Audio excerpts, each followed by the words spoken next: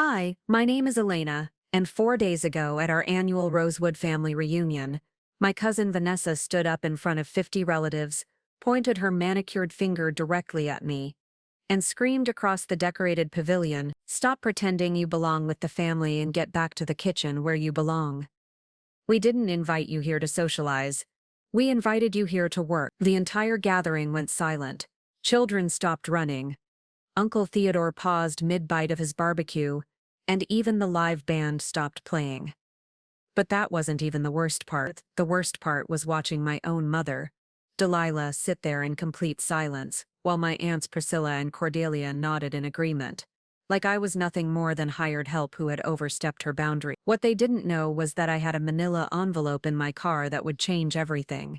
Because sometimes the people who treat you like you're beneath them have no idea they're standing on your property. Before we jump back in, tell us where you're tuning from, and if this story touches you, make sure you're subscribed, because tomorrow I've saved something extra special for you. The Rosewood family reunion happens every August at what we've always called Grandpa's old lake house in Millhaven Springs, a sprawling property with a main lodge, guest cabins, and a gorgeous pavilion overlooking Clearwater Lake. For 37 years, it's been the one weekend where all four branches of our family tree converge: the Monteverdes, the Ashfords, the Bellamontes, and the Kingston. Growing up, I remember racing through those pine forests with my cousins, jumping off the old wooden dock and falling asleep to the sound of adult laughter drifting from the main house. Those were magical times when being a Rosewood meant something beautiful. But somewhere along the way, things shifted. Maybe it started when I didn't go to the right college, or when I chose to work in hospitality instead of following the family tradition of law and finance. Maybe it was when I moved away from Millhaven Springs to build my career in Burlington City, 3 hours south, instead of staying close to home like a good family girl should. Or maybe it was simply because I never married into the kind of wealth that seemed to matter more and more at these gatherings as the years went on. What I know for certain is that by the time I hit my 30s, my role at these reunions had quietly transformed. Instead of being Elena, the beloved cousin, I became Elena, the one who doesn't mind helping out. It started small. Could I just grab some extra ice from the store since I was running errands anyway? Could I help set up the dessert table since I had such a good eye for presentation? Could I organize the children's activities since I was so good with kids and didn't have any of my own to worry about? This year felt different from the moment I pulled up the gravel driveway in my modest Honda, parking behind a parade of luxury SUVs and gleaming sedans. The property looked exactly the same weathered wooden signs pointing toward the cabins, the same rope swing hanging from the ancient oak tree, the same stone pathway leading down to the water, but somehow it felt foreign. Like I was arriving at a place where I was tolerated rather than treasured. Vanessa was the first person I saw standing on the wraparound porch of the main lodge in a flowing white sundress that probably cost more than my monthly rent, her blonde hair perfectly styled despite the August humidity. She waved when she saw me, but there was something calculating in her smile that made my stomach tighten. "Elena, perfect timing," she called out, her voice carrying that sweet but sharp tone I'd learned to recognize over the years. "We're just getting everything set up for tonight's welcome dinner. The catering truck got lost and showed up 3 hours late, so we're behind schedule. You know how these things go. We need all hands on deck." I should have known right then. I should have paid attention to how she said "we need all hands" while looking specifically at me, or how she immediately started walking toward the service entrance instead of inviting me onto the porch where the rest of the family was gathering with cocktails and catching up. But I was still operating under the old rules of family loyalty, still believing that helping out was just part of being a good cousin, a good daughter, a good Rosewood. "Of course," I said, grabbing my overnight bag and following her around the side of the building. "What do you need me to do?" That's when I should have realized I wasn't walking into a family reunion. I was walking into a carefully orchestrated weekend where I would be treated like staff while everyone else enjoyed themselves as guests. But the truth has a funny way of hiding until exactly the right moment to reveal itself. And this weekend, the truth was about to explode in ways that would change the Rosewood family dynamics forever. Because while they saw me as the family member who didn't mind doing the work, What they didn't see was the woman who had spent the last 15 years building something they couldn't even imagine. And what they definitely didn't know was that the property they were treating as their personal playground, the place where they felt entitled to order me around like hired help, belonged to someone they had vastly underestimated. The manila envelope in my car contained documents that would prove exactly who had been playing whom, and by Sunday evening the entire Rosewood family would understand that sometimes the person you treat as beneath you is actually the one holding all the power. Preparing and narrating this story took us a lot of time, so if you are enjoying it, subscribe to our channel. It means a lot to us. Now back to the story. Let me tell you who I really am, because it matters for what comes next. My name is Elena Rosewood Martinez. I'm 34 years old, and for the past 15 years I've been quietly building a hospitality empire that spans 3 states. I started as a night auditor at a budget motel in Burlington City, worked my way up through hotel management, and eventually founded my own property acquisition company, Clearwater Holding. But to my family I'm still just Elena who never settled down, or Elena who works in hotels. Like my career is some kind of extended vacation rather than the business that's made me more successful than most of them combined. The thing about being underestimated is that people stop paying attention to what you're actually doing. While my cousins were posting Instagram photos from their country club brunches and talking about their husbands' law practices, I was quietly purchasing distressed properties, renovating them, and building a portfolio that would make their trust funds look like pocket change. While they assumed I was struggling because I drove a Honda and shopped at Target, I was living below my means, by choice, reinvesting every dollar into opportunities they couldn't even see. The Rosewood family has always been about appearance, old money, established names, the right schools, the right marriages, the right neighborhoods. My grandmother Estelle used to say that being a Rosewood meant something in Millhaven Springs, that our name opened doors and commanded respect. But what she never taught us was what happened when you built your own doors, instead of walking through the ones your family name provided. My mother Delilah fell into the family pattern perfectly. She married young, to a man my grandfather approved of, had children at the expected intervals, and spent her life managing charity committees and garden parties. She never understood why I moved to Burlington City for college, and never moved back. Elena, darling, she'd say during our monthly phone calls, when are you going to stop playing around and come home? There are perfectly lovely men here who would be thrilled to meet Estelle Rosewood's granddaughter. But here's what none of them knew.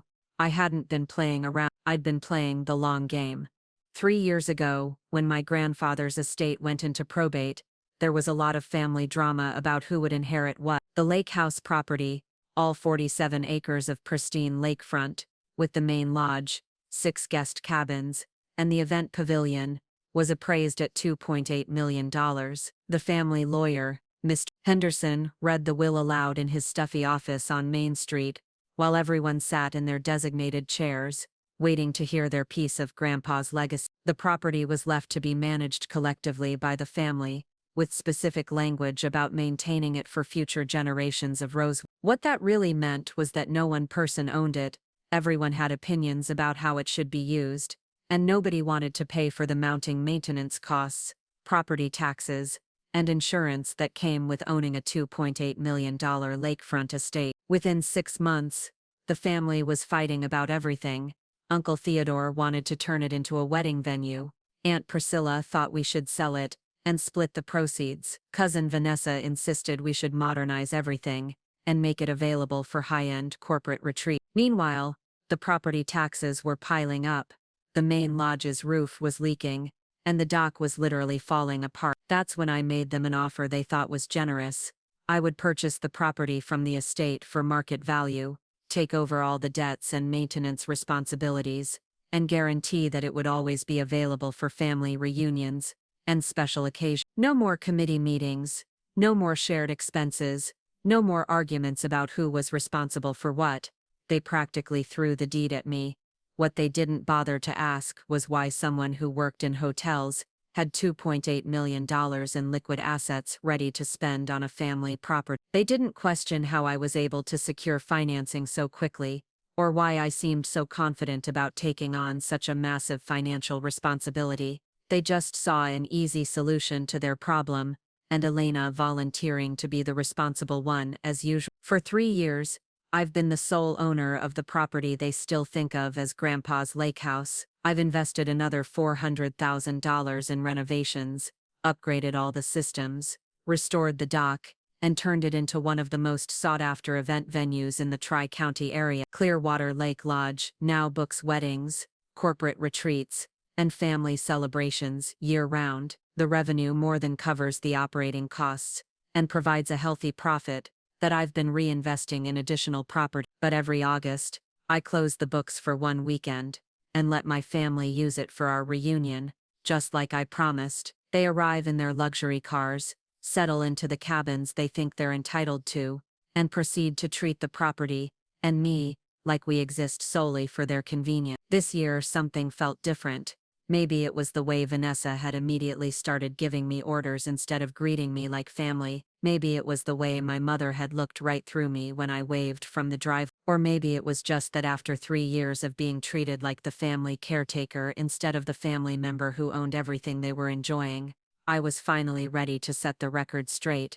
Because sometimes being underestimated is the greatest gift you can receive. It means people reveal exactly who they are when they think there are no consequences for their behavior. And this weekend, my family was about to learn that there are always consequences. They just don't always come when you expect them. The August sun was already blazing by 9 in the morning when I found myself elbow deep in industrial-sized containers of potato salad in the main lodge's commercial kitchen. The reunion wasn't supposed to officially start until the welcome cocktail hour at 6, but apparently all hands on deck meant Elena's hands specifically, starting before most of the family had even finished their room service breakfast delivery. Vanessa had handed me a clipboard with what she called the day's coordination tasks, a typed, laminated list that looked suspiciously like a work schedule you'd give to catering staff. Set up buffet stations in the pavilion, arrange centerpieces for 6 tables, coordinate with the band about electrical needs, ensure all guest rooms have fresh linens and welcome baskets. The list went on for 2 full pages, each task meticulously detailed as if I might not understand how to fold napkins or arrange flowers without explicit instruction. "I know this seems like a lot,"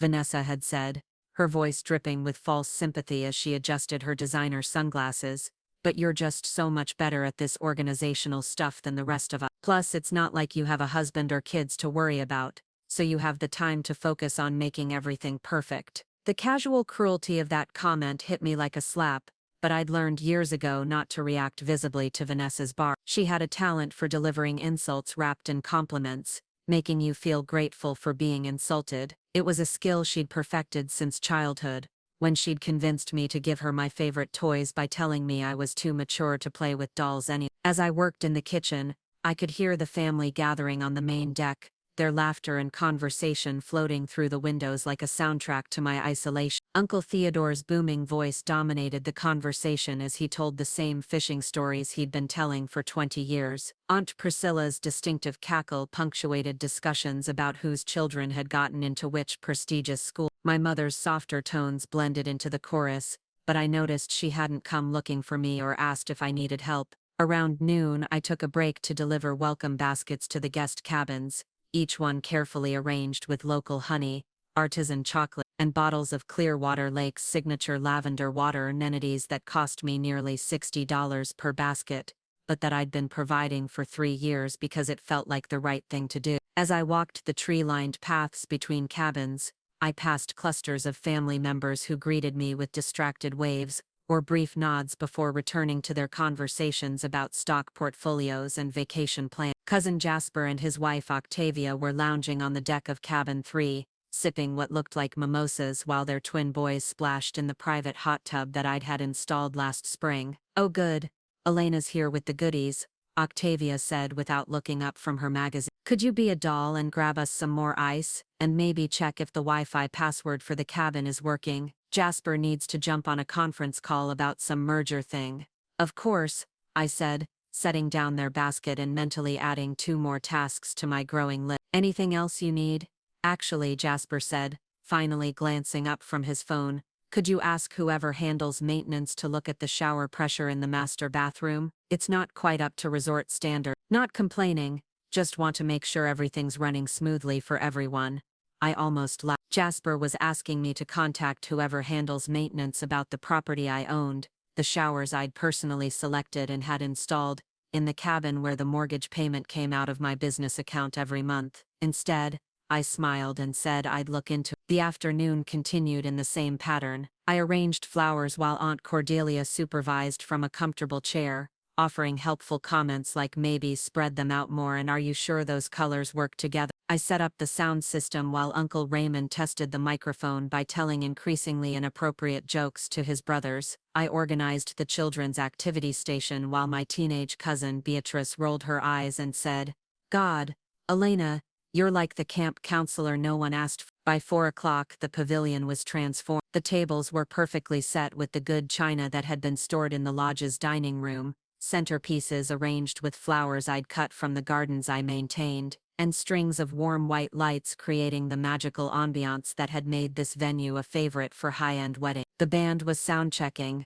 the bar was fully stocked with top-shelf liquor I'd provided, and every detail was exactly as it should be for a celebration of family.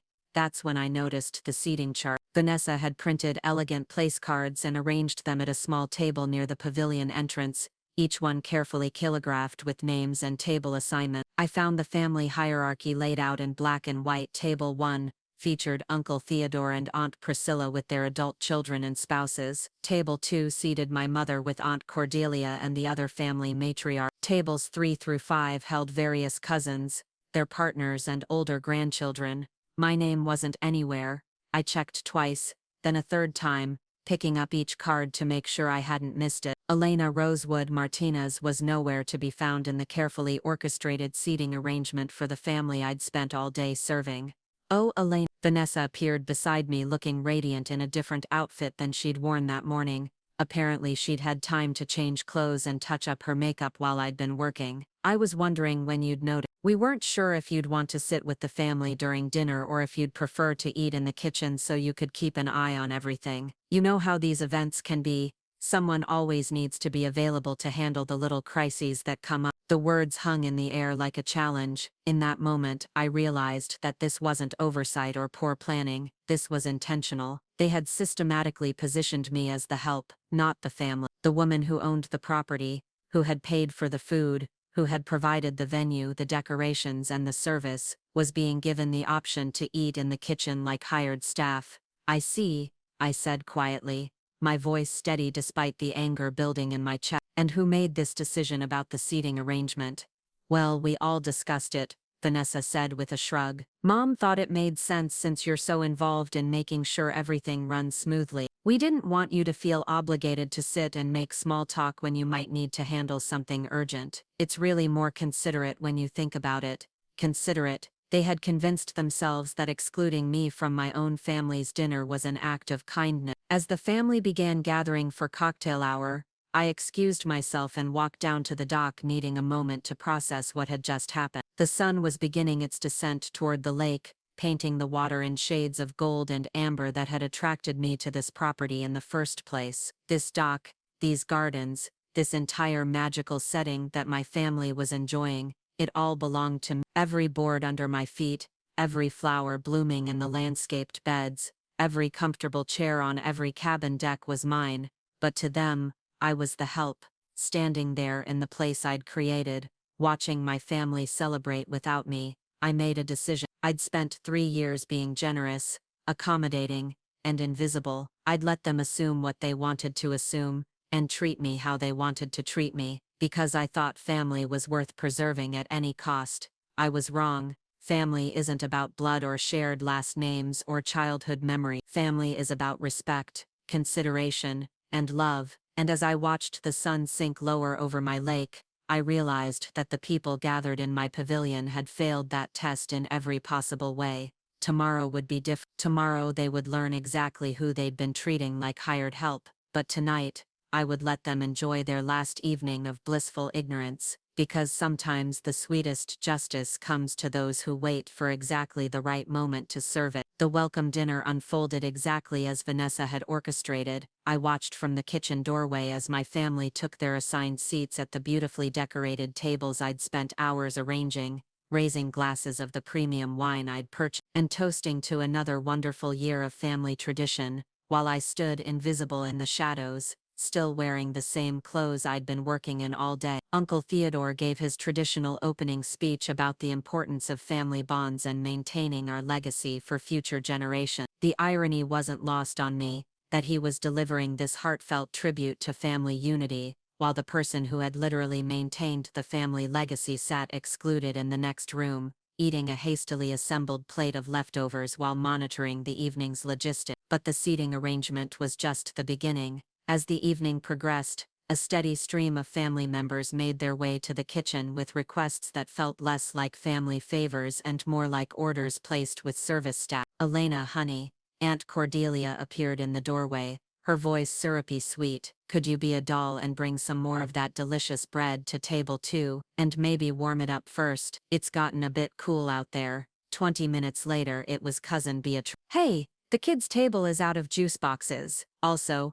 little Timothy spilled something sticky on his chair, so could you grab some cleaning supplies and handle that? Then Jasper, Elena, sorry to bother you, but do you know if there's any of that artisan cheese left from the appetizer out? Octavia was hoping to get some more, but she didn't want to interrupt her conversation with Aunt Priscilla. Each request came with a smile, a casual tone, and the implicit assumption that of course I would handle whatever they needed. No one asked if I was enjoying my dinner, if I wanted to join the conversation, or if I might like a break from being their personal concierge. They had seamlessly transformed me from family member to staff without anyone even acknowledging the transition. The most telling moment came around 9 o'clock, when the family gathered for the traditional photo session on the main lodge's front step. This was always the highlight of the first evening, a formal group portrait that would be framed and sent to everyone, capturing another year of Rosewood family continuity.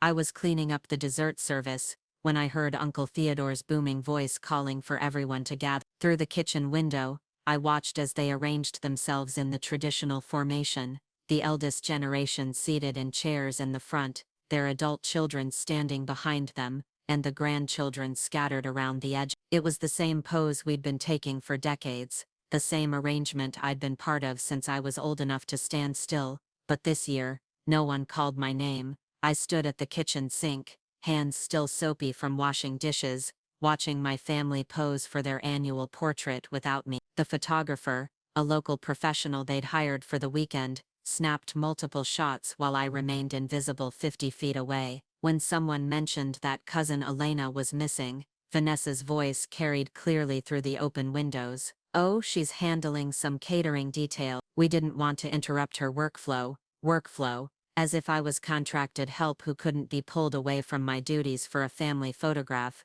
but the real pattern became clear during the evening's entertainment. Every year, family members shared updates about their lives, promotions, new homes, children's achievements, travel adventures. It was informal but structured, with Uncle Theodore playing master of ceremonies and making sure everyone had a chance to speak. When my turn should have come, Uncle Theodore's eyes swept right past me to Cousin Jasper. Jasper, tell us about this merger you've been working on. Sounds like quite the opportunity. I waded through Jasper's financial success story, thinking maybe I'd be included in the next round. But as the evening progressed, it became clear that my absence from the sharing circle was as intentional as my absence from the seating chart. I had been edited out of the family narrative entirely.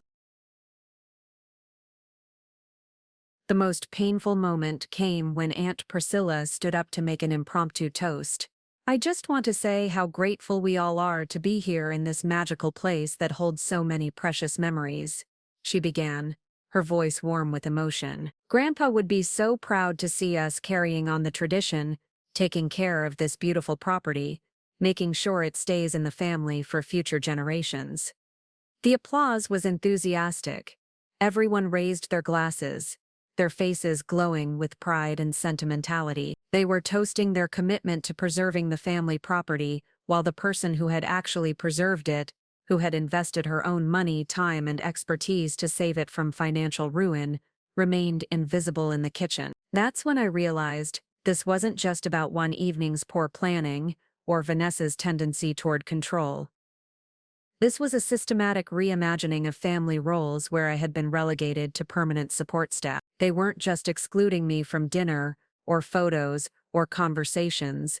They were rewriting the family story to position themselves as the stewards and beneficiaries, while casting me as the grateful helper who was lucky to be allowed to contribute. After the formal evening ended and family members drifted off to their cabins, I found myself alone in the pavilion, stacking chairs and collecting the floral centerpieces I'd arranged that morning. The string lights I'd hung cast everything in a warm, romantic glow, and for a moment, I could see why couples paid premium prices to have their weddings here.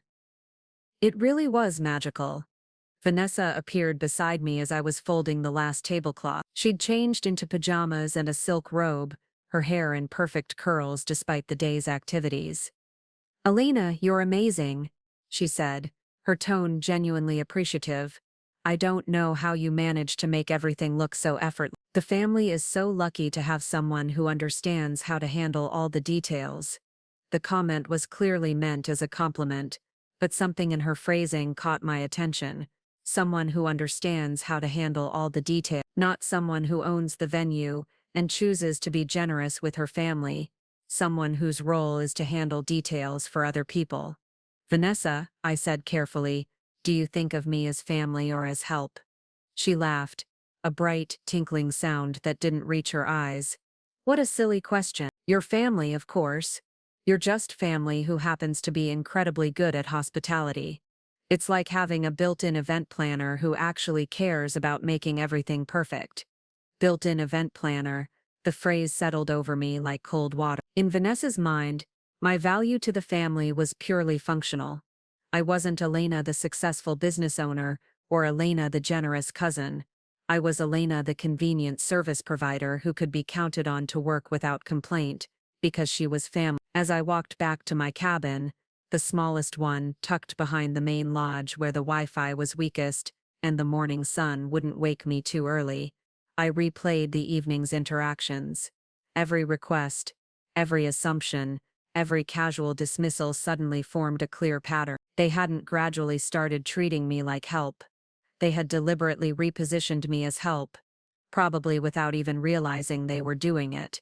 But the question that kept me awake that night wasn't about their behavior, it was about mine. How long had I been enabling this dynamic? How many years had I accepted their requests, absorbed their assumptions, and quietly fulfilled their expectations without demanding the respect I deserved? Tomorrow was Saturday, the main day of reunion activity. There would be the traditional lake games, the barbecue lunch, the talent show, and the evening dance. All events I had helped plan, organize, and fund, but apparently none that I was expected to participate in as an equal family member. Lying in the cabin I owned, on the property I maintained, surrounded by the investments I'd made in preserving family memories for people who saw me as hired help, I made a decision. Tomorrow would be different. Tomorrow I would stop being invisible. Tomorrow they would finally understand exactly who they'd been treating like the staff. Because sometimes the biggest favor you can do for people is to stop enabling their worst behavior, even when those people are family. Saturday morning arrived with the kind of pristine August weather that made Clearwater Lake look like a postcard. Crystal blue sky reflected in mirror calm water, with just enough breeze to keep the temperature comfortable. I woke up at dawn, not because I'd set an alarm, but because my mind was racing with everything I'd realized the night before. The annual talent show and barbecue were scheduled for later, but first came the traditional lake games that had been a reunion staple since we were children. I made my way to the main lodge kitchen, expecting to find catering staff or at least some family members preparing breakfast for the crowd. Instead, I found another laminated schedule taped to the refrigerator, this one titled Saturday Coordination Tasks. Elena, with my name highlighted in yellow marker like I might miss the assignment otherwise. The list was even more extensive than Friday's. Set up breakfast buffet for 8, organize equipment for lake games, coordinate with activities, director for children's programming, manage lunch prep and service, handle sound system for talent show, ensure evening dance setup is complete. The schedule blocked out my entire day in 15-minute increments, with no breaks included for meals or rest. At the bottom, In Vanessa's distinctive handwriting was a note. Elena, thanks for being our family rock star. Everyone is so grateful for your dedication to making this weekend perfect. XOXO. V.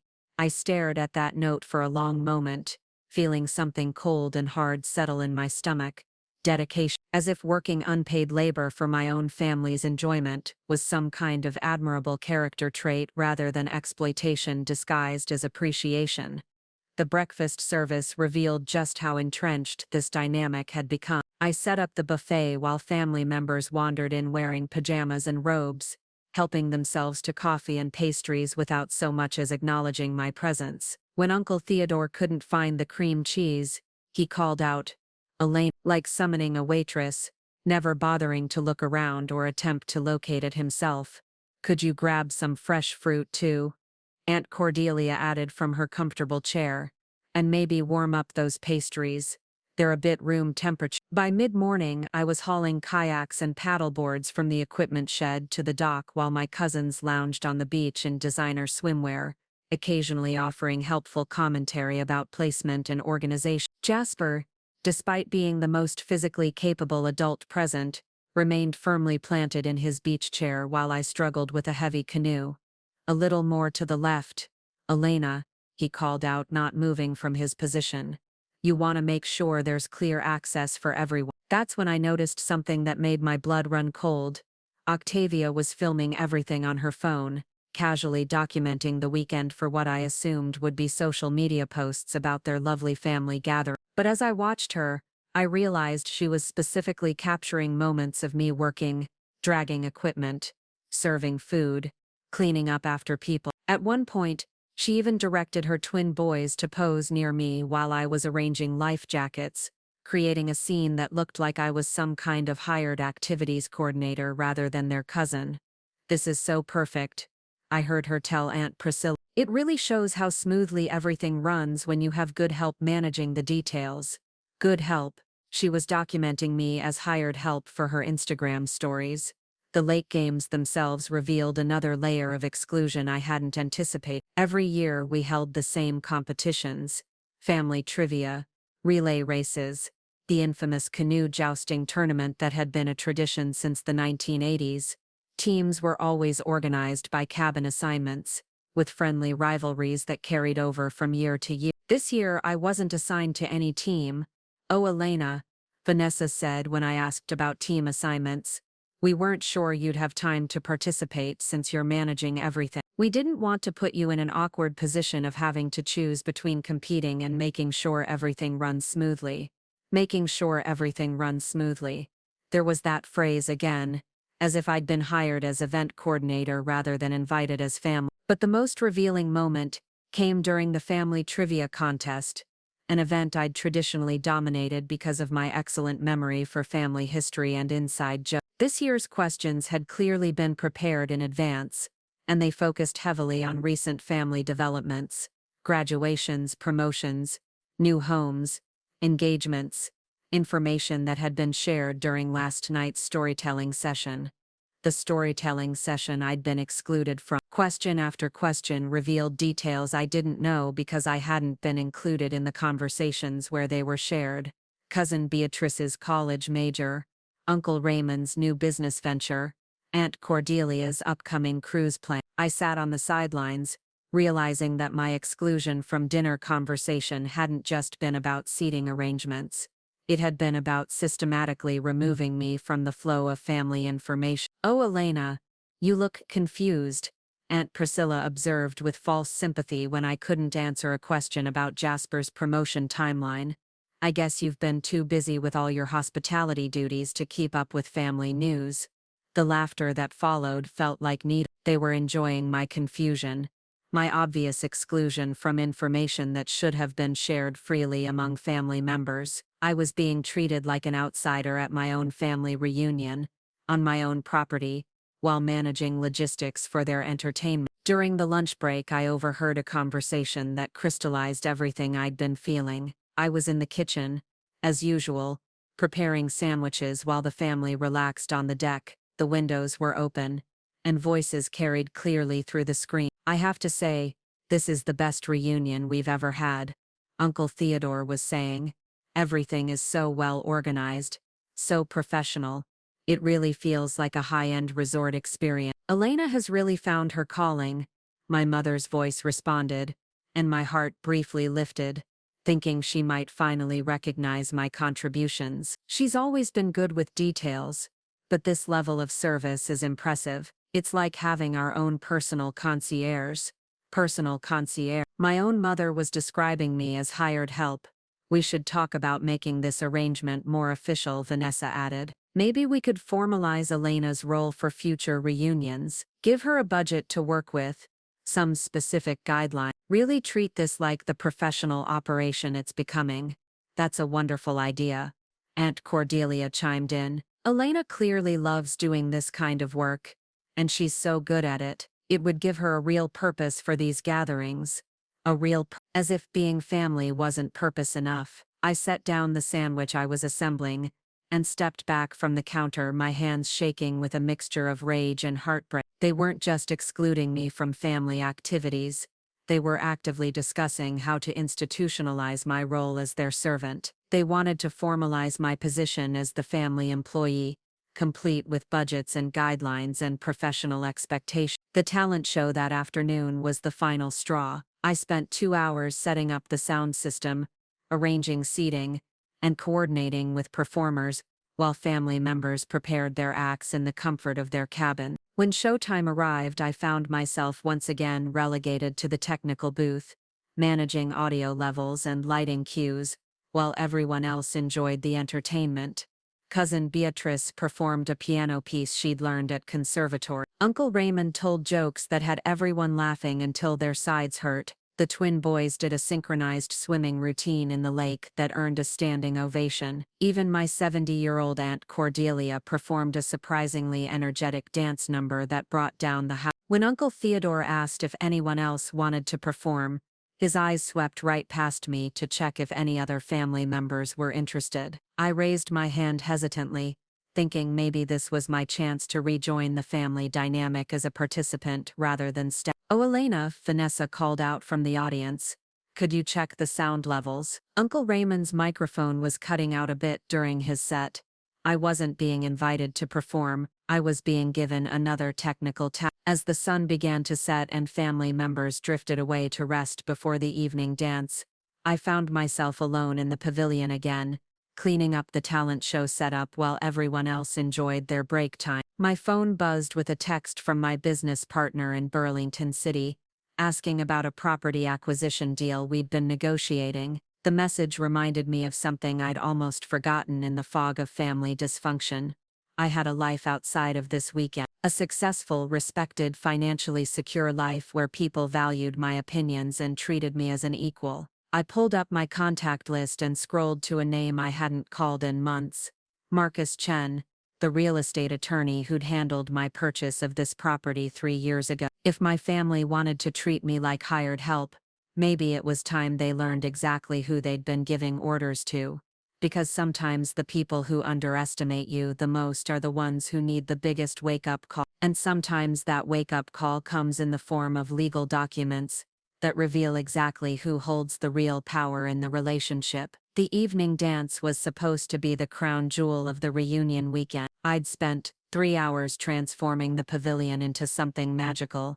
String lights draped between the support beams, candles flickering on cocktail tables, and the professional sound system pumping out a carefully curated playlist that would appeal to every generation. The dance floor I'd installed last year gleamed under the soft lighting, and the bar was fully stocked with premium liquor that cost more than most people's monthly grocery bills. By 8 o'clock, the family had gathered in their finest casual attire, sundresses and polo shirts that probably cost more than my car payment. They looked like they'd stepped out of a country club catalog, all perfectly coordinated and radiating the kind of effortless wealth that comes from never having to think about money. I, meanwhile, was still wearing the same clothes I'd been working in all day, having had no time to change between setting up the sound system and ensuring the bar service was ready. The dancing started with Uncle Theodore and Aunt Priscilla taking the floor for a waltz that earned enthusiastic applause. Soon, couples of all ages were swaying to the music while children ran around the edges of the dance floor,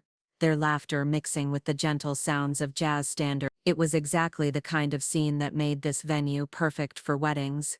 Elegant, intimate, and timelessly romantic. I was adjusting the lighting levels from my position behind the DJ booth when Vanessa approached with a clipboard and that particular smile she wore when she was about to ask for something significant. "Elena, you've outdone yourself tonight," she said, gesturing broadly at the transformed pavilion. "This looks absolutely professional, like wedding venue professional." "Thank you," I replied, keeping my voice neutral while my finger hovered over the volume control. "Actually, that's what I wanted to talk to you about." She leaned closer, lowering her voice conspiratorially. "We've been discussing your future role in the family, and we have a proposition that I think you're going to love." My blood pressure spiked, but I kept my expression carefully blank. "What kind of proposition?" "Well, you're clearly incredibly talented at event management, and this property has so much potential. We're thinking we could formalize your position as the family's official reunion coordinator, give you a real title, maybe even a small budget to work with. Make this your official contribution to the family legacy." She paused, clearly expecting enthusiasm. When I didn't respond immediately, she continued with growing excitement. "We could even explore turning this into a business opportunity for you. Market the property for weddings and corporate events. With you as the on-site manager, it would be perfect. You'd get to do what you're obviously passionate about, and the family would benefit from having someone dedicated to maintaining and promoting the property." I stared at her, processing the sheer audacity of what she was suggesting. She wanted to give me a job managing the property I owned, marketing the business I'd already built, and taking orders from the family who had spent the weekend treating me like hired help. "So I would be the employee," I said slowly, "and the family would be the ownership collective. Obviously, we'd handle the big picture decisions while you focus on the day-to-day operations. It's really the perfect division of responsibilities when you think about it." That's when something inside me finally snapped. 3 years of quiet generosity, a weekend of systematic exclusion, and now a job offer to be the hired manager of my own property. The irony was so complete, it was almost artistic. I reached into my purse and pulled out my phone, scrolling to the photo album I'd been adding to all weekend. Screenshots of property tax records, photos of my business license, copies of vendor contracts, all the documentation I'd been quietly gathering since my conversation with the attorney that afternoon. "Vanessa," I said, my voice carrying across the pavilion with a clarity that made several conversations pause. "Could you do me a favor and call everyone together? I have an announcement to make." She looked confused but nodded, moving toward the center of the dance floor. "Family meet," she called out, clapping her hands for attention. "Elena has something she wants to share." The music stopped. Conversations died. 50 family members turned their attention toward me, their faces showing mild curiosity mixed with the polite patience you'd show when the help wants to make a speech. I stepped out from behind the DJ booth and walked to the center of the dance floor, my phone still in my hand. The string lights I'd hung cast everything in a warm glow, and for a moment I could see why this venue commanded premium prices for events. It really was beautiful. "Thank you all for gathering," I began, my voice steady and clear. I wanted to take a moment to address Vanessa's generous job offer, and to clear up what seems to be some confusion about our arrangement here. Uncle Theodore chuckled. "Elena, you don't need to make a big speech. We all appreciate everything you do." "I'm sure you do," I replied, "but I think there's been a misunderstanding about who exactly I am, and what role I play in this family." I held up my phone, displaying the first image, a property deed, with my name clearly visible as the sole owner. "This is the deed to Clearwater Lake Lodge, all 47 acres, purchased by me 3 years ago for $2.8 million, when the family was facing foreclosure and mounting debts." A murmur rippled through the crowd. Several people leaned forward, squinting at the document. "Elena, what are you doing?" my mother asked, her voice tight with confusion. I swiped to the next image. "My business license for Clearwater Holdings LLC. This is my hospitality company, which owns and operates this venue as one of the premier wedding and event destinations in the Tri-County area. We book approximately 40 events per year, generating significant revenue that has allowed me to invest an additional $400,000 in renovations and improvements. The murmur grew louder. Uncle Theodore's face had gone pale. I swiped again, showing photographs of the property's transformation over the past 3 years. Before and after shots of the renovated cabins, the upgraded dock, the professional kitchen, the sound system they'd been enjoying all weekend. Every improvement you've enjoyed this weekend, the comfortable beds, the modern bathrooms, the professional catering kitchen, the sound system for tonight's dance, represents my personal investment in maintaining this property for family use. Vanessa's mouth had fallen open. Aunt Cordelia was gripping her wine glass so tightly her knuckles were white. So, when you offer me a job managing this property, I continued, my voice growing stronger with each word, you're essentially offering to hire me to run my own business. When you discuss formalizing my role in the family, you're talking about employing the person who has been subsidizing your entertainment for 3 years. The silence was deafening. Even the children had stopped running around, sensing the tension in the adult conversation. Elena, Jasper started, his voice uncertain. We had no idea that's exactly the problem. I cut him off. You had no idea because you never bothered to ask. You made assumptions about my financial situation, my career success and my value to this family based on the fact that I was willing to work quietly in the background. I swiped to a final image, the weekend's catering receipts, sound system rental, floral arrangements, and premium liquor, totaling just over $8,000. This weekend's expenses, which I covered personally because I wanted you all to have a beautiful reunion. $8,000 that I spent while being excluded from dinner seating, family photos and basic conversation, because you had decided I was the help rather than the host. Uncle Theodore cleared his throat, his face flushed. Elena, if we had known, you would have what? I asked. Treated me with basic respect, included me in family activities, asked about my life instead of just assuming I existed to serve yours. The dance floor, which had been filled with laughter and music just minutes before, now felt like a courtroom where the verdict was being delivered. And for the first time all weekend, every single member of my family was giving me their complete, undivided attention. Because sometimes the only way to get respect is to stop asking for it and start demanding it. The silence stretched on for what felt like hours, but was probably only 30 seconds. I could see the wheels turning in their minds, trying to process what I'd just revealed, trying to reconcile the Elena they thought they knew with the Elena standing before them, holding property deeds and business license. Uncle Theodore was the first to speak, his voice taking on the placating tone he used when trying to smooth over family disputes. Elena, sweetheart, I think there's been a big misunderstanding here. We never meant to make you feel unappreciated. We just, well, you seem to enjoy organizing things. Enjoy, I repeated, letting the word hang in the air. You thought I enjoyed being excluded from dinner seating. You thought I enjoyed eating in the kitchen while you celebrated family traditions I wasn't invited to participate in. Aunt Priscilla stepped forward, her face flushed with what I recognized as defensive embarrassment. Now, Elena, that's not fair. We asked you to help with coordination because you're so good at it. It was meant as a compliment to your skill. My skills, I said, pulling up another document on my phone. You mean my professional skills that I developed building a multi-million-dollar hospitality business. The skills that qualified me to purchase and renovate this property when you couldn't afford to maintain it. Vanessa jumped in, her voice rising with frustration. How were we supposed to know that? You never told us about your business success. You drive that old Honda, you shop at Target. You never talked about money. What were we supposed to think? The accusation hit me like a slap. She was actually blaming me for their assumptions, suggesting that my choice to live modestly somehow justified their treatment of me as lesser family. So, because I don't flaunt my wealth, you assumed I didn't have it. Because I chose to drive a reliable car instead of a luxury SUV, you decided I must be struggling financially. Because I invest my money in properties and business growth instead of designer clothes, you concluded I was the family member who should be grateful to do unpaid labor. Cousin Jasper, clearly uncomfortable with the confrontation, tried a different approach. Elena, I think we're all just shocked by this revelation. Maybe we can sit down tomorrow and talk through how to move forward with better understanding. Better understanding.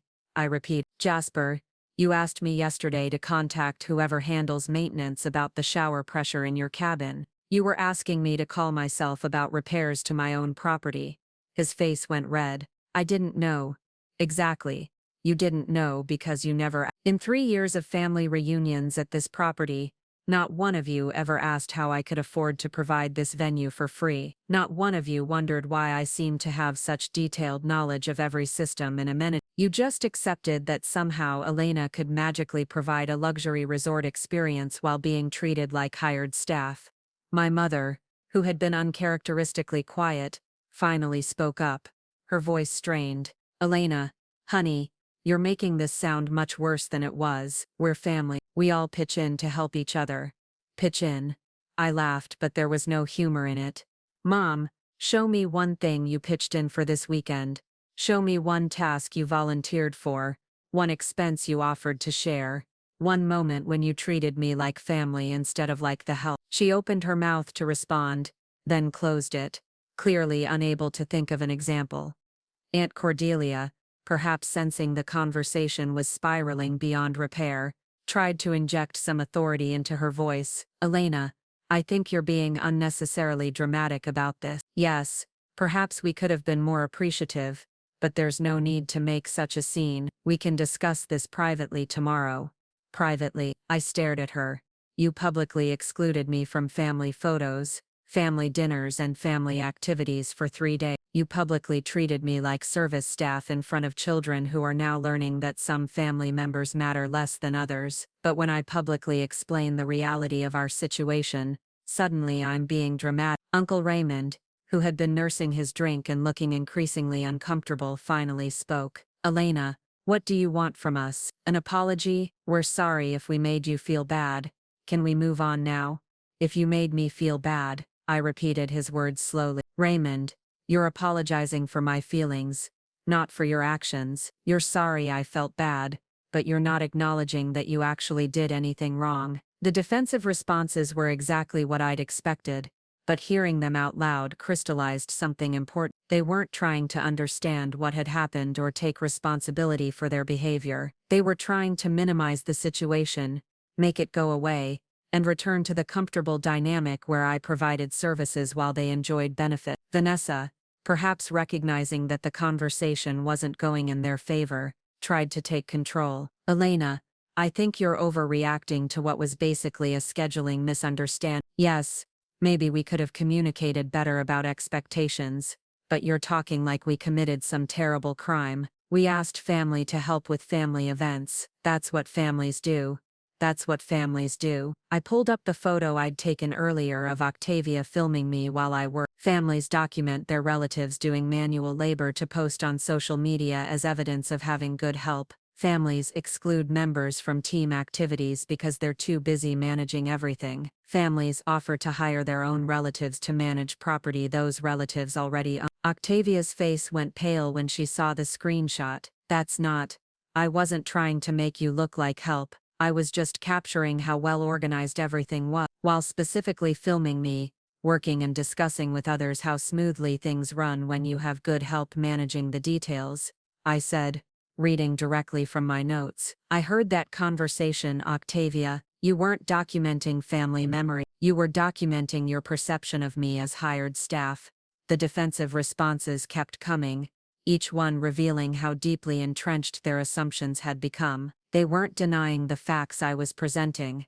They couldn't, since I had documentation and they all remembered the event. Instead, they were trying to reframe their behavior as innocent misunderstandings, communication problems, or natural family dynamics. But with each excuse, each deflection, each attempt to minimize what had happened, they were proving my point more clearly than any evidence I could present. They had systematically excluded me, exploited my generosity, and treated me as lesser family, and even now, faced with undeniable proof of their behavior, they were more concerned with defending themselves than understanding the impact of their actions. Cousin Beatrice, clearly frustrated with the adult conversation that was ruining her evening, finally exploded. God, Elena, why are you being so weird about this? So what if you own the place? You still could have told us instead of making everyone feel stupid. Making everyone feel stupid. I looked around at the faces surrounding me, seeing embarrassment, defensiveness, and anger, but very little genuine remorse or understanding. Beatrice, the fact that I own this property doesn't change how you treated me this weekend. Knowing I was wealthy wouldn't have made excluding me from family photos acceptable. Learning about my business success wouldn't have justified treating me like hired help. Uncle Theodore, sensing that the conversation was moving further from resolution rather than closer to it, tried one more time to take charge. Elena, I think we've all said enough for tonight. We're family, and families work through misunderstanding. Why don't we table this discussion and start fresh tomorrow morning? I looked around at their faces one more time, seeing the same dismissive attitudes that had characterized the entire weekend. They wanted to table the discussion, sleep it off, and wake up tomorrow hoping things would return to normal. They wanted to sweep this under the rug like it was a minor family spat rather than a fundamental breakdown in respect and recognition. You're right, Uncle Theodore, I said quietly. We are family, and families deserve honesty from each other. So let me be completely honest with you about what happens next. Because sometimes when people refuse to acknowledge the truth, you have to show them consequences they can't ignore. I walked across the pavilion to where I'd left my laptop bag near the sound equipment, aware that 50 pairs of eyes were tracking my every movement. The family stood frozen in their defensive positions, probably hoping I was simply gathering my things to leave dramatically. They had no idea what I was actually retrieving. Since we're being honest with each other, I said, opening my laptop and connecting it to the projection system I'd installed for corporate events. Let me share some discoveries I made this afternoon, while you were all enjoying your rest time. The large screen that usually displayed wedding slideshows or company presentations now showed my computer desktop. I opened the first folder, labeled Family Communications, and clicked on a document that made my stomach turn even 3 hours after I'd first read it. This, I said, as a group email chain appeared on the screen, is a conversation that took place 6 weeks ago between various family members about this weekend's reunion planning. The email thread was clearly visible to everyone in the pavilion, starting with a message from Vanessa dated July 15th. I read it aloud, my voice steady despite the rage building in my chest. From Vanessa to Family Planning Committee. Hi everyone, starting to think about logistics for this year's reunion. I think we need to be strategic about Elena's involvement. She's obviously eager to help with coordination since she doesn't have much else going on, but we should make sure she understands her role as organizational support, not social participation. We don't want confusion about expectations. Several family members exchanged panicked glances. Vanessa's face had gone completely white. I scrolled to the next message, from Uncle Theodore. Agreed. Elena seems happiest when she's busy with tasks. We should give her plenty to do so she feels useful. Maybe we can position it as her special contribution to family events. Her special contribution, I repeated, letting the words sink in. Not my generous hosting, not my financial investment, but my special contribution, as the family member whose value comes from doing unpaid labor. I clicked to the next email, this one from Aunt Priscilla. I love this approach. Elena has always been a bit awkward socially anyway. Giving her concrete tasks might actually be a relief for her. Plus, someone needs to handle the details, and she's obviously good at that kind of thing. The silence in the pavilion was deafening. Even the children seemed to sense that something significant was happening, clustering closer to their parents with confused expression. I scrolled further down the thread, revealing an email from my own mother that made my heart break all over again.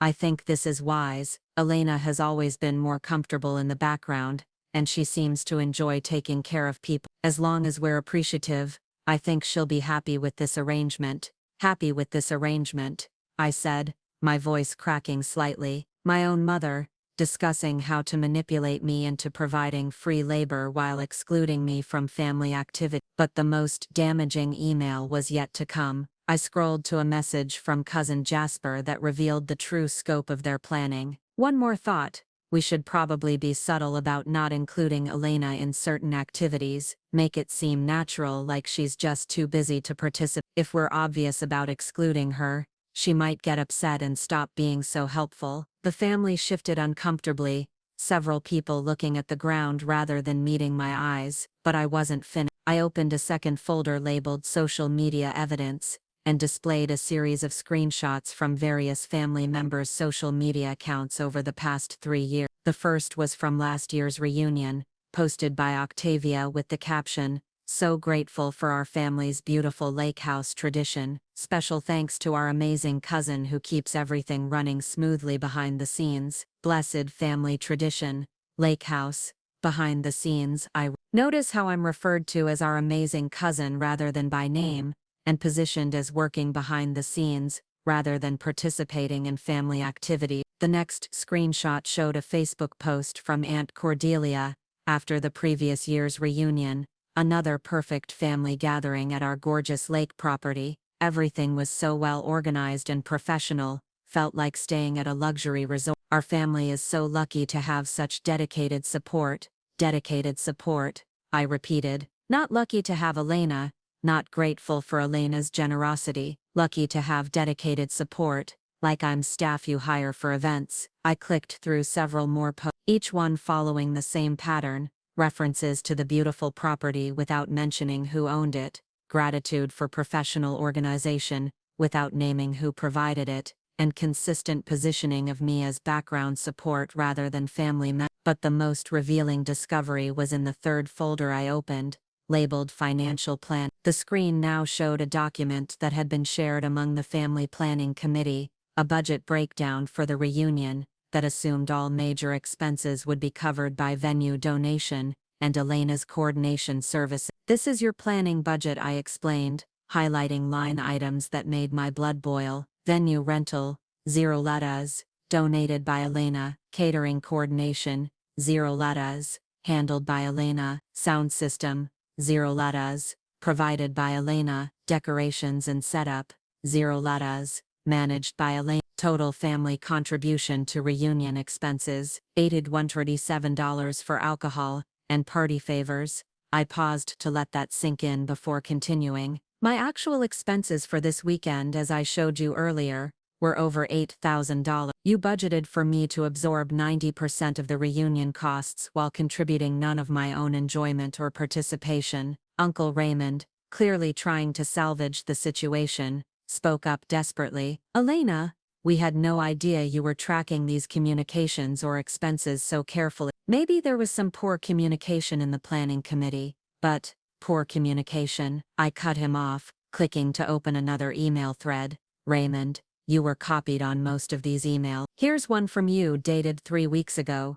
We should make sure Elena knows how much the family appreciates her efforts. Maybe we could get her a nice gift card or something to show our gratitude. She'll probably love feeling recognized for her service." His face flushed deep red as his own words appeared on the screen for everyone to read. I opened the final folder, labeled Legal Documentation, and the screen filled with property records, business licenses and financial statements that told the real story of the past 3 years. "This is the Clearwater Holdings profit and loss statement for the past 12 months, I said, pointing to numbers that clearly showed substantial business success. Revenue from weddings and corporate events, 813127. This venue that you've been treating as your personal playground is actually a thriving business that has made me financially independent."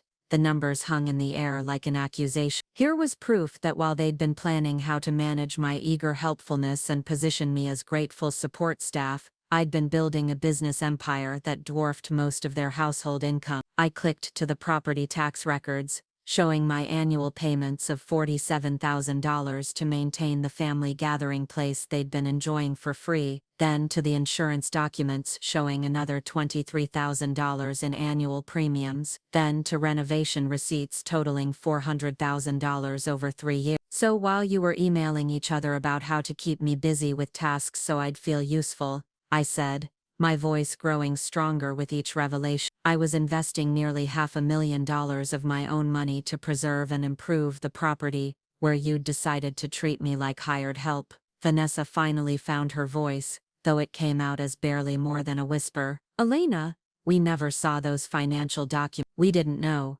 You didn't know because you never asked, I said firmly. You made assumptions based on stereotypes and convenience, then actively planned to exploit those assumptions while excluding me from the family activities I was funding. The evidence was overwhelming, undeniable, and devastating. Email threads proving premeditation, social media posts revealing their public narrative about me, budget documents showing their expectation that I'd absorb costs while providing labor, financial records proving my actual success and investment. But most damaging of all was the clear pattern it revealed. This wasn't miscommunication or poor planning. This was a systematic, deliberate effort to position me as family staff while they enjoyed the benefits of my generosity. And now they all knew that I knew exactly what they'd been doing, exactly how they'd been planning it, and exactly how much their family tradition had been costing the person they'd decided didn't deserve to fully participate in it. The silence after my evidence presentations stretched so long that I could hear the lake water lapping against the dock in the distance.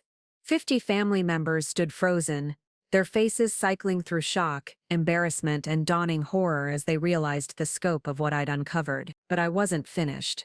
The emails and financial documents were just the beginning. I closed my laptop and walked back to the center of the dance floor, my phone in hand once again. The evidence I just showed you represents 3 hours of investigation this afternoon, I said, my voice carrying clearly across the pavilion. 3 hours during which you all enjoyed your rest time while I discovered exactly how deep this conspiracy goes. I pulled up a voice recording app on my phone, the same one I used for business meetings. You see, I didn't just stumble across those emails. I went looking for them after I recorded several very interesting conversations that took place today while I was working in areas you thought were private. Uncle Theodore's face went pale. Elena, you can't record private conversations without consent. Actually, Uncle Theodore, I can, I interrupted, consulting notes I'd written on my phone during my research session. Illinois is a one-party consent state, which means I'm legally allowed to record any conversation I'm part of, or that takes place in my presence. And since this is my property, technically every conversation here takes place in my presence. I tapped play on the first recording. Aunt Priscilla's voice filled the pavilion, crystal clear through the sound system I'd set up earlier. I still think we should have been more explicit with Elena about expectations, her recorded voice said. She seemed genuinely confused about the seating arrangements last night. Uncle Raymond's voice responded, confused or not, she needs to understand her place in the family hierarchy. She's never contributed financially like the rest of us, so she shouldn't expect equal treatment at family events. A collective gasp went up from the crowd. Aunt Priscilla looked like she might faint, while Uncle Raymond's mouth opened and closed soundlessly. That conversation, I explained, took place this morning while I was setting up breakfast in the kitchen. You were discussing my place in the family hierarchy, while I was literally preparing your meal 20 feet away. I played the next recording, this one from around noon during the lake game. Cousin Jasper's voice came through clearly. The best part about Elena handling everything is that we can just enjoy ourselves without worrying about logistics. She'll never complain because she's too grateful to be included at all. Octavia's laugh followed. Right. It's like having live-in staff who work for free because they think they're family. The words hit the gathered family like physical blows. Several people stepped backward, as if trying to distance themselves from the speakers. Jasper looked sick, while Octavia had covered her face with her hand. That conversation happened while I was arranging life jackets for your children's safety, I said. Your children, who were playing in the water of my lake, using equipment I provided, while you discussed how I was too grateful to be included, to complain about being treated like unpaid staff. But the most damaging recording was still to come. I scrolled to an audio file that was nearly 10 minutes long, taken during the afternoon rest period, when I'd been cleaning up after the talent show. This is a conversation between my mother and Aunt Cordelia, I announced, my voice steady despite the pain I felt every time I listened to it. It took place on the main deck while I was working in the pavilion, approximately 4 hours ago. My mother's voice filled the air, and I watched her face crumble as she heard her own words played back. I sometimes worry we're taking advantage of Elena's good nature, but honestly, Cordelia, what else would she do with herself? She has no husband, no children, no real family responsibility. At least this way she feels useful. Aunt Cordelia's response was even worse. Exactly. And let's be honest, she's never been as successful as the rest of us. This gives her a way to contribute something meaningful to the family legacy, even if it's just labor. The silence that followed was absolute. My mother had pressed both hands to her mouth, her eyes wide with horror. I could see her trying to remember the exact conversation, probably wondering if there was some context that would make her words less devastating. There wasn't. No real family responsibilities, I repeated. That's how my own mother described my life to justify using me as unpaid labor for family events. I swiped to my notes app where I'd been documenting incidents throughout the weekend, but the recordings were just the beginning of my investigation. Once I started paying attention to patterns instead of assuming good intentions, I discovered some very interesting financial information. I pulled up my business banking app, showing recent transaction history. For instance, did you know that Uncle Theodore has been using this property address as his business mailing address for tax purposes, without asking permission from the property owner? Uncle Theodore's face went from pale to red. Elena, that's just a technicality. It's mail fraud when you use an address you don't own for business purposes without permission. I continued. I found 17 pieces of mail, addressed to your consulting firm in my business mailbox this morning. I scrolled to more evidence, and Jasper, your homeowner's insurance application listed this property as your family vacation home to get a multi-property discount. That's insurance fraud when you don't actually own the property you're claiming. Jasper started to speak, but I held up I have copies of the application, Jasper. My business insurance agent flagged it when they noticed another policy claiming the same address. The evidence kept mounting. I showed photos of personal items various family members had been storing in my cabins year-round without permission. Email receipts proving that several cousins had been giving out this address for online purchases. Even documentation showing that Aunt Priscilla had used my business license number to get vendor discounts for her own events. 3 years, I said, my voice growing harder with each revelation. For 3 years you've been treating this property like your personal family compound while treating me like hired help. You've committed mail fraud, insurance fraud, and tax violations using my property and business credentials, and all while planning and writing how to exclude me from family activities and keep me working in the background.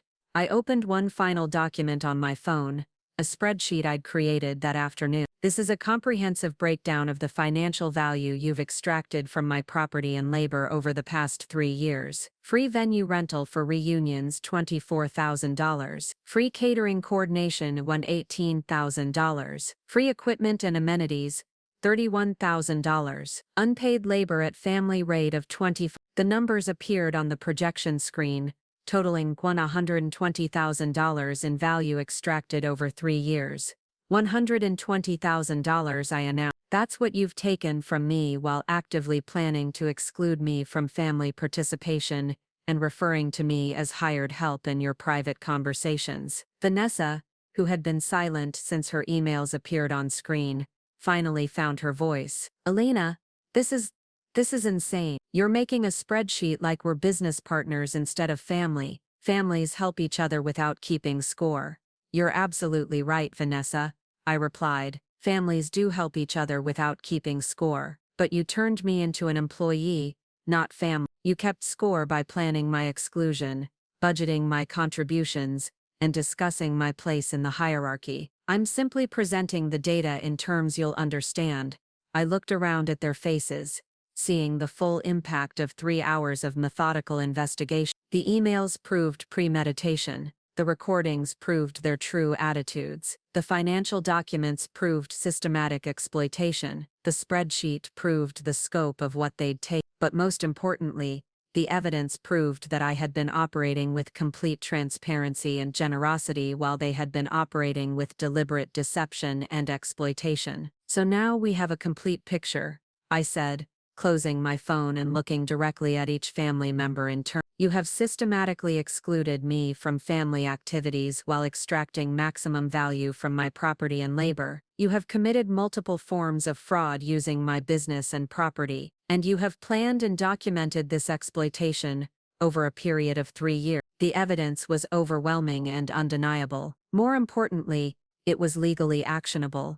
Which brings us to the question of what happens next, I continued. Because now that we all understand exactly what's been happening here, we need to discuss consequences. I reached into my laptop bag one final time and pulled out a thick manila envelope, the same one I'd mentioned having in my car during my opening revelation. The weight of it felt substantial in my hands, not just physical weight, but the weight of decisions that would reshape our family dynamics permanently. This envelope, I said, holding it up so everyone could see, contains documents that my attorney prepared this afternoon after I shared my evidence with him. Marcus Chen from Burlington Legal Associates has been my property lawyer for 3 years. This afternoon, he became something more. I opened the envelope and pulled out the first set of documents. These are cease and desist letters for each family member who has been using my property address for unauthorized purpose. Uncle Theodore, Jasper, Aunt Priscilla, you have 7 days to update all business and insurance records to remove my property address,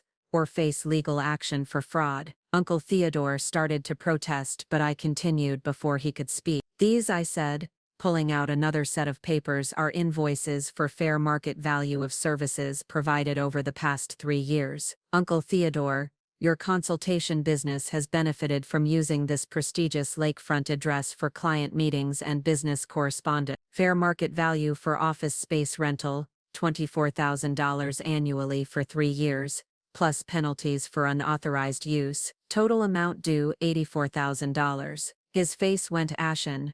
Elena, that's ridiculous. I never used this as an office. I have photographs of your business meetings on my property, copies of contracts you've signed listing this address, and client testimonials on your website specifically mentioning our beautiful lakefront offices. You used my property to enhance your business value without permission or compensation. I turned to Jasper and Octavia. Your insurance fraud is more serious. You claimed this property to reduce your premiums by $3,200 annually while simultaneously increasing my liability exposure. The insurance company has been notified, and you'll be hearing from their fraud investigation unit Monday morning. Octavia grabbed Jasper's arm, her face pale with fear. Insurance fraud was a felony, and we all knew it. But those are just the financial irregularities, I continued, pulling out a much thicker document. This is a comprehensive bill for services provided during family events over the past 3 years. Event planning, coordination, setup, breakdown, catering management, venue maintenance, equipment rental, and hospitality services. I handed the document to Vanessa, since she'd been so interested in formalizing my role early. The total amount, calculated at industry standard rates for comparable venues and services, is $34,000. That's what you would have paid any other event planning company for the level of service I've provided. Vanessa's hands shook as she looked at the itemized bill. Elena, this is insane. You can't charge family for helping with reunions. You're absolutely right, I agreed. I can't charge family for helping with reunions, but I can charge clients for professional event services. And according to your own emails, I'm not family participating in reunions. I'm dedicated support providing organizational services while working behind the scenes. I pulled out my phone again and scrolled to a new document. This morning I incorporated a new business entity, Rosewood Family Event Services, LLC. Retroactively, all services provided at family reunions are now billable through this company, since you've made it clear these were professional service arrangements rather than family contribution. The legal implications were sinking in. By systematically excluding me from family participation while benefiting from my labor, they'd created a business relationship rather than a family one, and business relationships came with invoice. Additionally, I continued, I've filed complaints with the Postal Service regarding mail fraud, the State Insurance Commission regarding false claims, and the IRS regarding improper business address usage. These are federal and state crimes, not family disputes. Uncle Raymond, who had been quiet during most of the confrontation, finally spoke up with desperation in his voice. "Elena, you're destroying the family over some misunderstandings. Is this really what you want? To tear us apart with lawsuits and accusations?" "I'm not tearing the family apart, Raymond. I'm simply treating you exactly how you've treated me, as business associates rather than family members. You've spent 3 years proving that our relationship is transactional rather than familial. I'm just making that official." I walked closer to the center of the group, making eye contact with each family member. "You had every opportunity to treat me like family. Instead, you chose to exploit my generosity while excluding me from family participation. You documented your plans to manipulate me, recorded your true opinions about my worth, and committed multiple forms of fraud using my property and business." Aunt Cordelia, clearly panicking about the legal implications, tried a different approach. "Elena, surely we can work something out privately. We're family after all. We can discuss compensation or arrangements." "We are not family," I cut her off, my voice sharp and clear. "Family members don't plan each other's exclusion in email chains. Family members don't refer to each other as hired help in private conversations. Family members don't commit fraud using each other's businesses and property." I pulled out the final set of documents from the envelope. "These are eviction notice. Every family member has 72 hours to remove all personal belongings from my property. After that, anything remaining will be considered abandoned and disposed of accordingly." The gasps and protests that erupted were immediate and loud, but I raised my voice above them. "You have systematically proven that you view this property as your family compound, and me as your unpaid staff. Since you're not family, you're trespassers. Since this isn't your compound, you're being evicted." My mother, who had been silent since hearing her own recorded words, finally found her voice. "Elena, please, I know what I said was wrong, but you can't seriously be evicting your own family over systematic fraud, over documented exploitation, over 3 years of deliberate exclusion and financial manipulation." I stared at her directly. "Mom, you told Aunt Cordelia that I have no real family responsibilities and I'm not as successful as the rest of you. You were wrong on both counts, and now you're learning exactly how successful I actually am." I held up the final document. "This is a restraining order application. If any family member attempts to return to this property after the eviction deadline, or continues to use my business credentials or property address for any purpose, they will be arrested for trespassing and harassment." The silence was absolute. Even the children had stopped their activities, sensing that something fundamental was changing in the adult world around them. "But I'm not unreasonable," I continued, my voice softening slightly. "I'm prepared to offer one alternative to legal proceeding." Uncle Theodore grabbed onto this like a lifeline. "What alternative?" "Elena, we'll do whatever you think is fair. Full restitution," I said simply. "Payment of all invoices for services rendered, penalties for unauthorized property use, and damages for fraud. Total amount $41,000, payable within 30 days. The number hung in the air like a thunderclap. For most of them, it represented more money than they could access quickly, if at all. "Additionally," I continued, "written apologies to be published in the Millhaven Springs community newsletter, acknowledging your fraud and exploitation, public acknowledgement of my property ownership and business success, and permanent agreement to treat future family interactions as business relationships with appropriate compensation."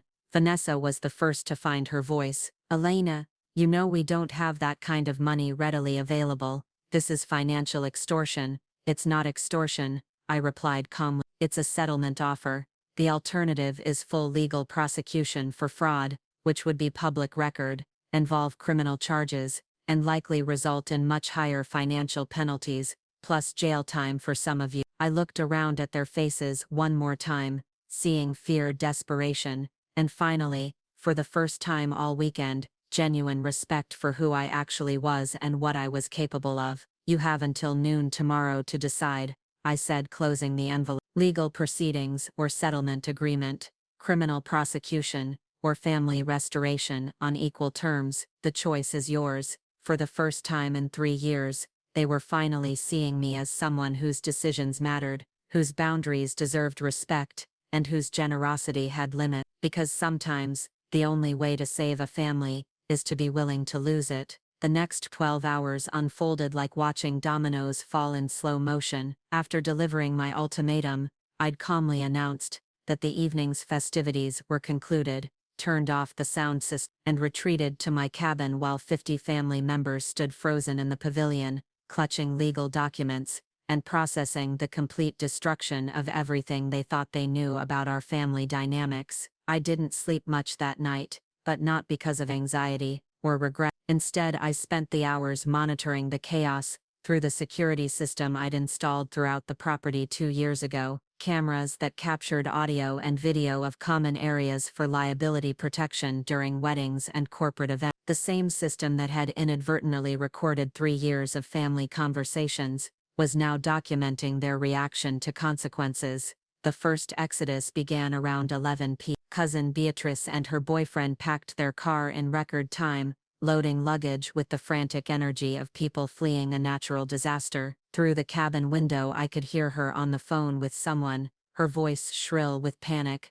"Mom, you need to call your lawyer immediately. Elena has lost her mind and she's threatening to press criminal charges against half the family." Uncle Raymond and his wife were next, their hushed conversation carrying clearly across the water as they loaded their SUV. "How were we supposed to know she was secretly wealthy? She acts like she's barely getting by," his wife whispered. "Well, she's not acting now," Raymond replied grimly. "Those legal papers looked real and that attorney she mentioned has a reputation. We need to take this serious." By midnight, 7 families had departed entirely, their hasty retreats documented by my security cameras. They left behind personal belongings, half-eaten food, and an atmosphere of barely controlled panic. The few who remained were clustered in small groups, their conversations a mixture of damage control planning and bewildered attempts to understand how their weekend had gone so catastrophically wrong. The most interesting conversation happened around 1 a.m. between Vanessa and my mother on the main deck. I watched through the security monitor as Vanessa paced frantically while my mother sat slumped in an Adirondack chair,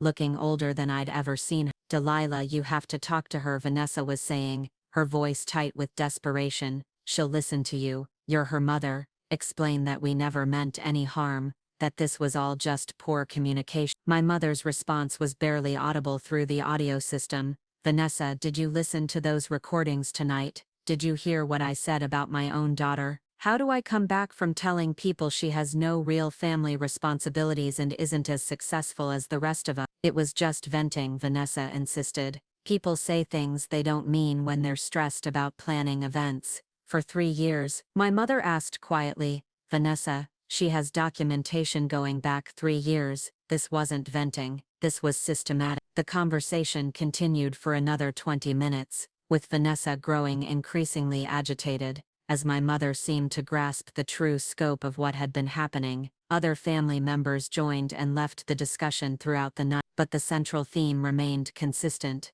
They were finally realizing that their actions had been documented, their fraud had been reported, and their comfortable assumptions about family dynamics had been permanently shattered. Sunday morning brought a steady stream of phone calls that I could hear through open cabin windows. Uncle Theodore spent 2 hours on a call with his insurance agent, his voice growing more strained with each explanation of why he'd been using an address he didn't own for business purposes. Jasper was on the phone with what sounded like an attorney, repeatedly saying, "No, we didn't actually own the property, and yes, I understand that's considered fraud." The most telling call came from Aunt Priscilla, who I overheard speaking to someone about emergency loan. "We need access to significant funds quickly," she was saying. "It's a family emergency involving potential legal action." "How much could we borrow against the house?" They were actually considering paying the settlement, rather than facing criminal prosecution. Around 9 a.m., I received my first delegation. Uncle Theodore, Aunt Cordelia, and my mother approached my cabin, their faces showing the exhaustion of a sleepless night, spent calculating financial exposure and legal consequences. "Elena," Uncle Theodore began, his voice uncharacteristically humble, "we've been talking all night about your proposal. We want to understand our options." I invited them to sit on the small deck outside my cabin, noting how they perched nervously on the edges of chairs like supplicants in a royal court. The power dynamic had shifted so completely that they were now asking permission to speak with me on my property. "What specifically did you want to discuss?" I asked, keeping my voice professional rather than familial. Aunt Cordelia leaned forward, her usual commanding presence replaced by desperate diplomacy. "Elena, we understand you're angry about how things were handled this week. Perhaps we were insensitive to your contributions and didn't express our appreciation adequately." "Insensitive," I repeated, flatly. "Cordelia, you called me unsuccessful and said my labor was my only meaningful contribution to the family legacy. Your own words are on recording." She flinched but pressed on. "Words spoken in private that didn't reflect our true feelings. Surely we can find a way to resolve this within the family rather than involving lawyers and courts." My mother, who had been silent, finally spoke. "Elena, I know what I said was inexcusable. I was wrong about your success, wrong about your responsibilities, and wrong to discuss you that way. But please consider the broader family impact.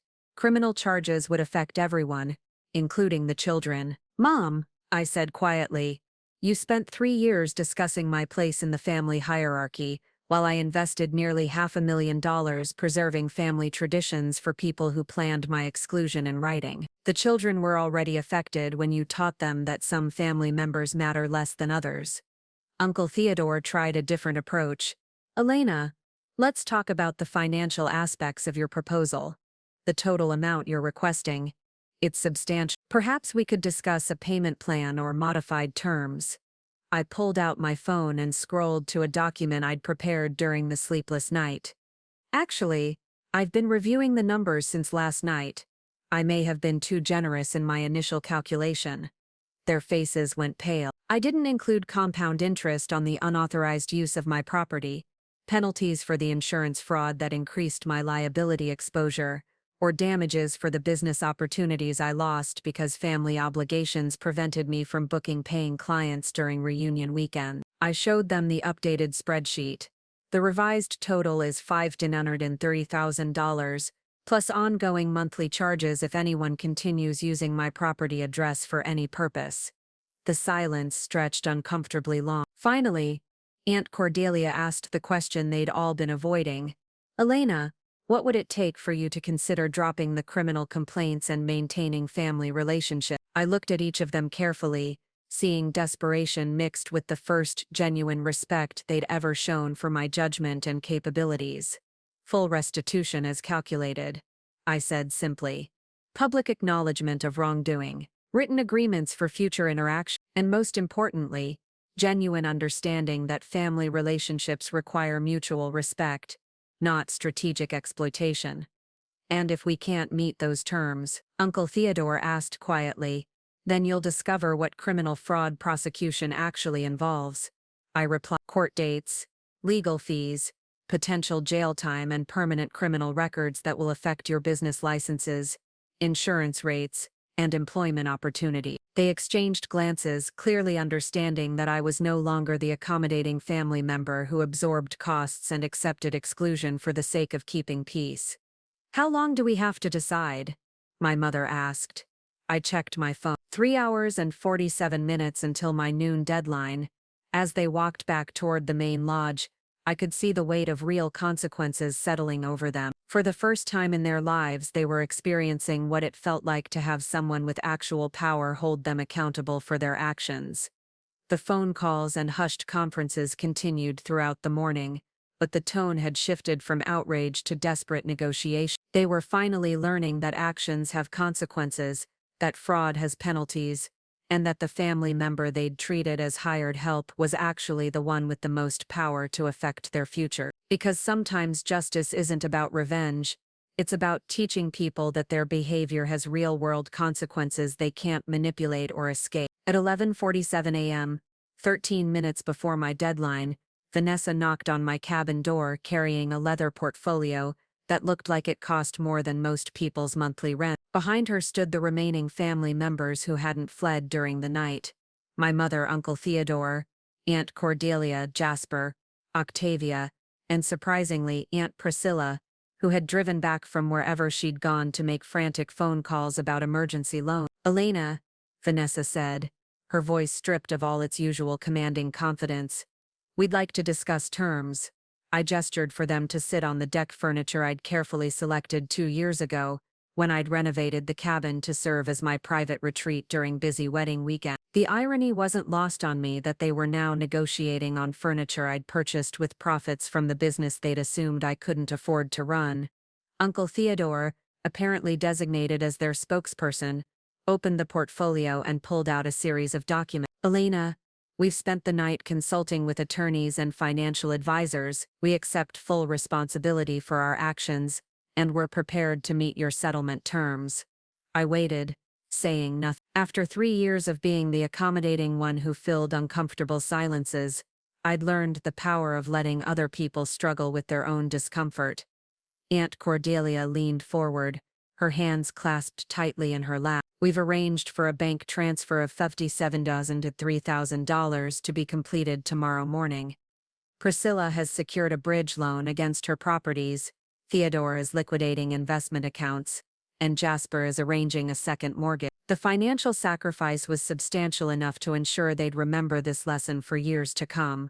More importantly, it demonstrated that they finally understood my time and expertise had real monetary value. Additionally, Uncle Theodore continued, we've prepared public apologies for the Millhaven Springs newsletter acknowledging our misuse of your property and business credentials. We understand these will be published next week. He handed me a draft of the apology, and I scanned it carefully. The language was appropriately contrite and specific about their violations, without trying to minimize their actions or shift blame to miscommunication. We've also prepared individual personal apologies, my mother added quietly, pulling out handwritten letters. We understand that public acknowledgement is necessary, but we wanted you to know that we recognize the personal hurt we've caused, not just the legal violations. I accepted the letters but didn't read them immediately. Personal apologies would need to be evaluated over time through changed behavior, not just written words. Jasper cleared his throat nervously. Elena, we've also drafted an agreement for future family interaction. We understand that our behavior created a business relationship rather than a family one, and we want to formalize appropriate boundaries and compensation for any future events. The document he handed me was surprisingly thorough. It established that any use of my property would be contracted through Clearwater Holdings at standard commercial rates. It prohibited any family member from using my business credentials or property address without written permission and compensation. Most importantly, it acknowledged my ownership and business success in writing, creating a legal record that could never be disputed or forgotten. There's one more thing, Vanessa said, her voice barely above a whisper. She pulled out a final document from the portfolio. We've prepared a formal letter to the entire extended family, all the cousins, aunts, uncles, and family friends, who weren't here this weekend. It explains the situation honestly, acknowledges our wrongdoing, and corrects any misconceptions about your financial status or role in family events. This surprised me.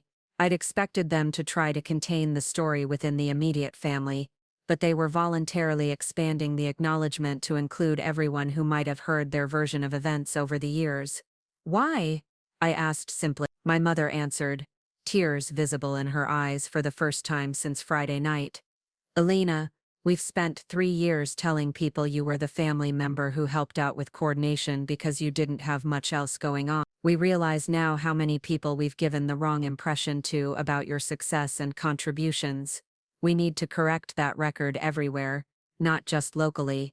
Uncle Theodore nodded heavily. We also realize that our behavior this weekend was the culmination of years of assumptions and attitudes that probably affected how other family members have treated you at weddings, holidays, and other gatherings. We need to take responsibility for creating and spreading those misconceptions. I sat back in my chair, processing what they were offering. It wasn't just financial restitution or legal compliance. It was a comprehensive acknowledgement of systematic wrongs and a commitment to actively correct the narratives they'd created about me. What about the criminal complaint? I asked. Aunt Priscilla spoke for the first time since arriving.